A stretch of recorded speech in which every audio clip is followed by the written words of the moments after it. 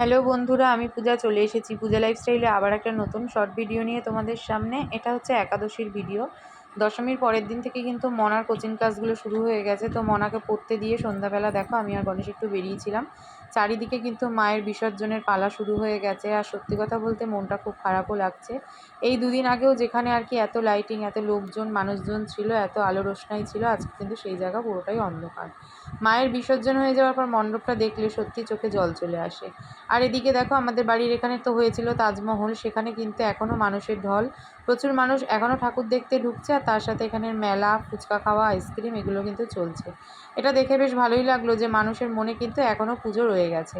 মা কিন্তু গিয়েও যেন এখনও যেতে পারেনি। এদিকে রাস্তায় তো প্রচুর মানুষের ভিড়। আর দুর্গাপুজোর খাওয়া দাওয়া একটা আইসক্রিম দিয়ে আজকে শেষ হলো। চলো দেখা হচ্ছে নতুন ভিডিওতে। সবাই ভালো থেকো, সুস্থ থেকো। আর এই আইসক্রিমটা আমার ভীষণ প্রিয়, আইসক্রিমটার নাম হচ্ছে ফিস্ট। চলো আজকের মতন টাটা।